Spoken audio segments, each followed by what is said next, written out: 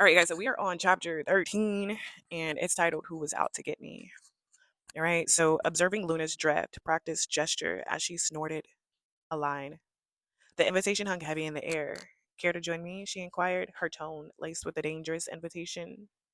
I politely declined. We stumbled from club to club, a drunken procession. Then I saw him across the crowded dance floor. His eyes, pools of liquid amber, drew me in like a moth to a flame. He was drunk, lost in the music, and before I knew it, we were swept up in the tide of his friends and hers. The alcohol swirled in my veins, a potent cocktail of recklessness and desire. In retrospect, I was a lamb amidst a rambunctious pack, their hunger a palpable threat. Ironically, this impeding consumption held a perverse appeal. A descent into shadow offered a necessary counterpoint to the blinding light of my existence. I remember walking through the parking garage, the cold concrete biting into my skin as I fell, the rough hands that hold me up. Then, a crushing blackness slammed over me, a tide of suffocating dark that stole my breath, and pounded my ears with the rhythmic thud of oblivion. Each fleeting glimpse of awareness was a jagged shard of pain, a white hot flash against the velvet curtain of unconsciousness. The whispers of panic, cold and insistent, clawed at the edge of my mind. A symphony of terror played out in the deafening silence of the void. My body, a treacherous thing, felt both impossibly heavy and strangely weightless, drifting, drowning in the unrelenting darkness. The back of the truck, the searing violation, the impassive faces of the onlookers. One figure slumped in the front seat, unconscious. The others, like statues, framed the door. I don't remember seeing phones, but the chilling certainty hangs over me. That night, my violation might be someone else's profit, a viral video, a pay per view spectacle. My shame, their gain. As our energies intertwined and flowed between us in that initial potent connection, Luna observed intently. I questioned whether her perception was purely sensory, a physical witnessing, or filtered through the cold, detached gaze of her phone's camera.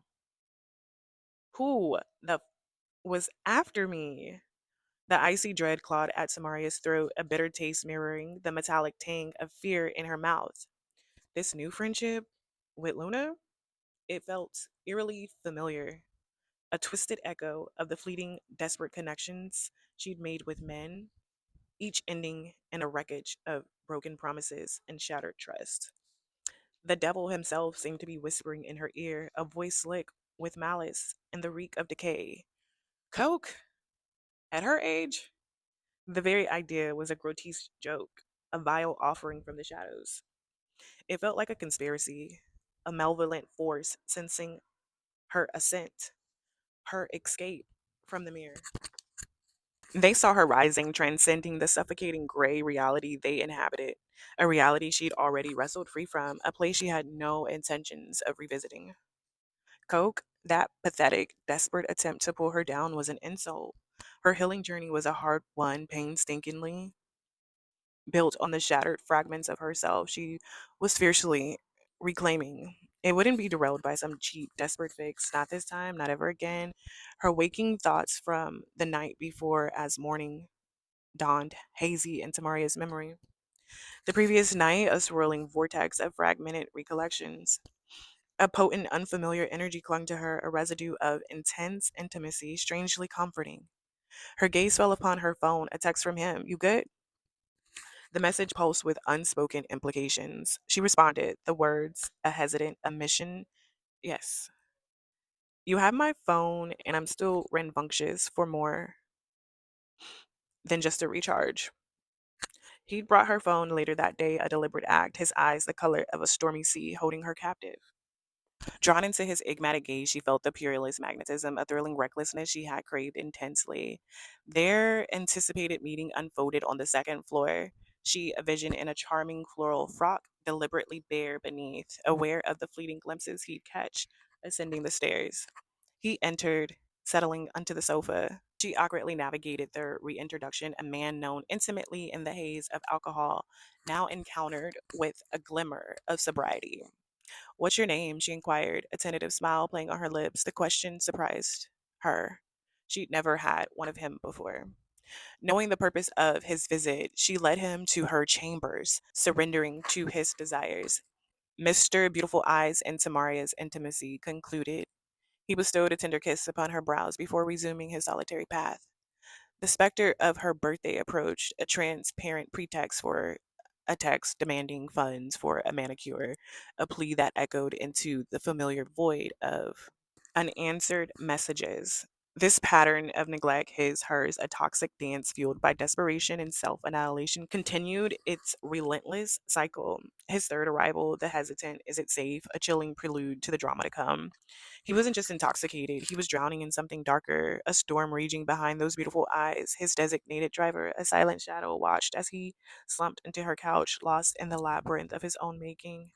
His friend, however, was different. He was sharp, his senses alert. She offered him chili, the spicy aroma, a stark contrast to the tension hanging in the air, a desperate attempt to break the ice.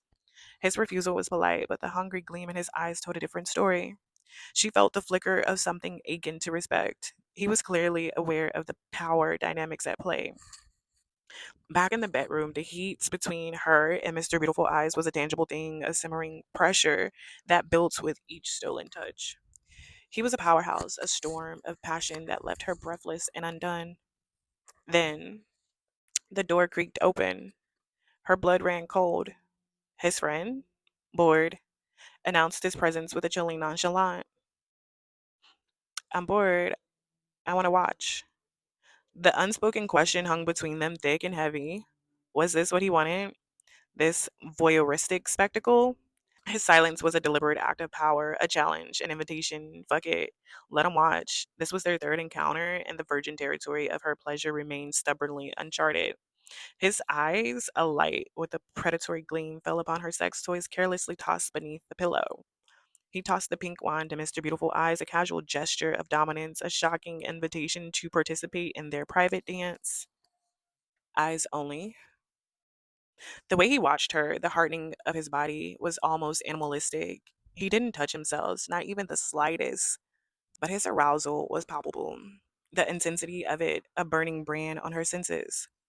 And it ignited something wild within her. She watched them both, the power shifting, the boundaries blurring. She climaxed in a wave of pure, unadulterated release. The room saturated with the scent of her surrender, the sounds of her moans echoing in the air. She had to kick them out. The threshold of forbidden desire crossed. The taste of something dangerous, exhilarating, and utterly consuming on her tongue. A lingering aroma of unrestrained revelry permeated the space. A potent suggestion of pleasure yet to come.